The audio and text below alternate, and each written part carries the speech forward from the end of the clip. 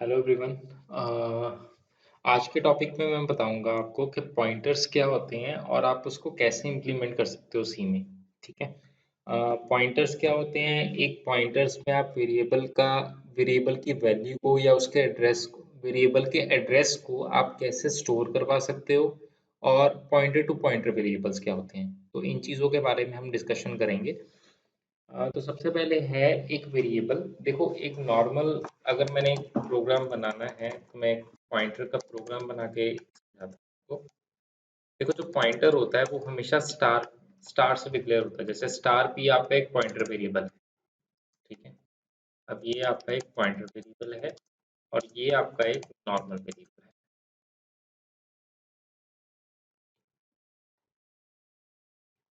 मैंने एक pointer variable declare किया और एक मैंने pointer to pointer variable declare कर दिया। Pointer to pointer variable, right. अब इसमें मैं क्या करूँगा? इसमें मैं इंट ए इक्वल्स टू 10 किया। ठीक है। और इंट स्टार पी किया। ठीक है। और इंट स्टार स्टार क्यू किया। ठीक है। तो जो पी मेरा पॉइंटर वेरिएबल है उसमें मैं कौन सी वैल्यू रख लूँगा? P equals to m percent a कर दिया। ठीक है। अब एम परसेंट ए से क्या होगा? अब देखो, ये मैंने डायग्रामेटिकली इसको समझा रहा हूँ यहाँ पे। जैसे हमने एक ए वेरिएबल डिक्लेयर किया जिसकी वैल्यू हमने क्या रख दी? 10 रख दी। ठीक है। और उसका मीन्स देखो, रैम के बीच में अब ये जितनी भी सारी चीजें हैं ये सारी की सारी रैम में है। ठीक है। ये आप समझ लो कि ये रैम है। ठीक है। तो ये सारी चीजें आपकी रैम में पड़ी हुई हैं। ठीक है। ए वेरिएबल भी रैम में पड़ा हुआ है, स्टार पी वेरिएबल भी रैम में पड़ा हुआ है, स्टार क्यू वेरिएबल भी रैम में पड़ा हुआ है। अब हर एक वेरिएबल जो है जब वो रैम में आता है तो हर एक वेरिएबल का एक एड्रेस होता है। ठीक है। अब यहाँ पे क्या है? यहाँ पे हर एक वेरिएबल का एड्रेस है। ठीक है। जैसे ये वेरिएबल का ए का एड्रेस है 1000, स्टार पी का एड्रेस है 1002, स्टार स्टार क्यू का एड्रेस है 1004। तो अब ये कैसे? अब मैंने क्या किया, पॉइंटर वेरिएबल को एक एड्रेस असाइन कर दिया, क्योंकि जो पॉइंटर वेरिएबल होता है उसकी वैल्यू नहीं होती खुद की, वो हमेशा एक एड्रेस लेता है एक वेरिएबल का। तो यहाँ पे क्या किया उसने?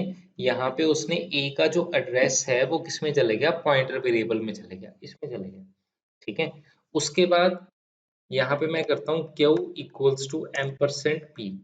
तो यहाँ पे क्या हुआ? यहाँ पे जो पॉइंटर का एड्रेस है, देखो जो क्यू था वो आपका पॉइंटर टू पॉइंटर वेरिएबल था। तो जो पॉइंटर टू पॉइंटर वेरिएबल होता है वो हमेशा एक पॉइंटर का एड्रेस अपने में स्टोर करता है। तो जो पॉइंटर का एड्रेस है वो कौन सा है? 1002। तो वो किसके बीच में स्टोर हो गया? क्यू के बीच में स्टोर हो गया। ठीक है। उसके बाद क्या हुआ? अब देखो, अब मैं यहाँ पे प्रिंट करवाना शुरू करता हूँ। जैसे मैंने लिखा प्रिंट एफ परसेंट डी। ठीक है। अब यहाँ पे मैंने पहले प्रिंट किया ए। तो ए में यहाँ पे क्या प्रिंट होगा? ए में यहाँ पे प्रिंट होगा 10, बिकॉज ए की जो वैल्यू है वो क्या है? 10 है। तो यहाँ पे क्या प्रिंट हो जाएगा? यहाँ पे 10 प्रिंट हो जाएगा। ठीक है। उसके बाद मैंने क्या प्रिंट किया? मैंने यहाँ पे प्रिंट किया m percent a. M percent a का मतलब 1000, मीन्स जो ए का एड्रेस है वो एम परसेंट ए है। ठीक है। मीन्स 1000 उसका एड्रेस है, तो एड्रेस को प्रिंट करवाने के लिए मैं यहाँ पे क्या प्रिंट करूंगा? मैं यहाँ पे एम परसेंट ए प्रिंट करूंगा।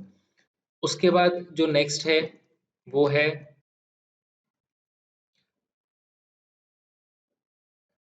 पी, अकेला पी। तो जो पी है वो आपका है पॉइंटर वेरिएबल। तो पॉइंटर का जो एड्रेस, पॉइंटर के बीच में जो वैल्यू है, पॉइंटर के बीच में वैल्यू 1000 है, तो वो 1000 प्रिंट कर देगा। अगर मैं सपोज यहाँ पे लिखूंगा m percent p. M percent p means p का जो एड्रेस है, पी का एड्रेस है 1002। तो यहाँ पे क्या प्रिंट हो जाएगा? यहाँ पे 1002 प्रिंट हो जाएगा, बिकॉज मैंने एम परसेंट लगाया। तो जब भी मैं एम परसेंट लगाऊंगा तो हमेशा वो पॉइंटर का एड्रेस को ही प्रिंट करेगा। ठीक है। उसके बाद है क्यू। क्यू के बीच में वो क्या प्रिंट करेगा? 1002 प्रिंट करेगा, क्योंकि क्यू की जो वैल्यू है वो 1002 है। ठीक है। उसके बाद है M percent Q.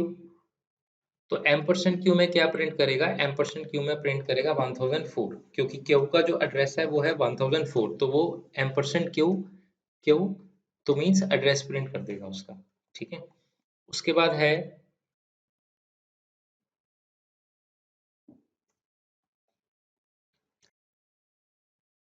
Star P. Star P का मतलब है 10। कैसे? अब देखो स्टार पी का मतलब है पी एक पॉइंटर वेरिएबल है, पॉइंटर वेरिएबल के पास जो एड्रेस है उसके पास ए वेरिएबल का एड्रेस है, तो पॉइंटर वेरिएबल के पास जो एड्रेस है उस एड्रेस पे जो वैल्यू पड़ी हुई है स्टार पी ने उस एड्रेस के ऊपर जो वैल्यू पड़ी हुई है 10 वो प्रिंट करनी है। अगर सपोज मैं यहाँ पे स्टार क्यू कर देता हूँ, तो स्टार क्यू क्या करेगा 1002 जो कि उसके पास पॉइंटर वेरिएबल का एड्रेस है उस एड्रेस के ऊपर जाके जो वैल्यू पड़ी हुई है वो प्रिंट कर देगा। तो मीन्स यहाँ पे क्या प्रिंट करेगा स्टार क्यू 1000।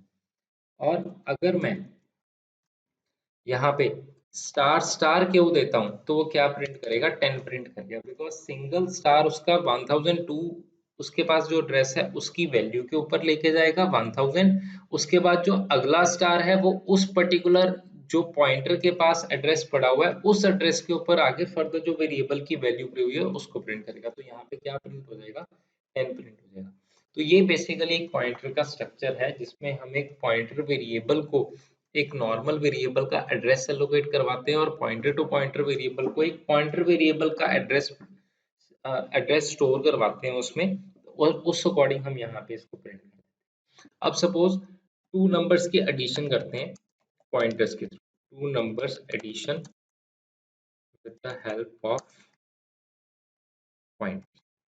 तो यहाँ पे सबसे पहले main int a equals to 10, int b equals to 20, int star p, int star q, ठीक है। तो p equals to m% a, ठीक है, and q equals to m% b, ठीक है। तो a की वैल्यू 10 है, इसका मतलब अगर a का एड्रेस हुआ 1000 तो वो किसके बीच में चल जाएगा p के बीच में, और p की वैल्यू है 20 तो मीन्स b का एड्रेस है 1002 वो किसके बीच में चल जाएगा q के बीच में। अब यहाँ पे मैं क्या करूंगा, यहाँ पे मैं int c equals to star p plus star q कर दूंगा, ठीक है। क्यों? बिकॉज जब मैंने यहाँ पे स्टार p किया था तो p के पास जो एड्रेस था उस एड्रेस के ऊपर जो वैल्यू थी वो प्रिंट हो गई थी। तो मीन्स यहाँ पे printf %d c, तो यहाँ पे क्या प्रिंट हो जाएगा, ये यहाँ पे आपका प्रिंट हो जाएगा 30,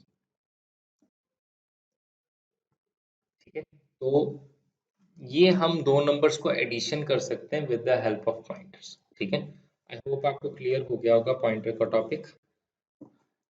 अब मैं अपनी नेक्स्ट वीडियो लेके आऊंगा जिसके बीच में call by value, call by reference और रिकर्शन का टॉपिक होगा, ठीक है। Thank you.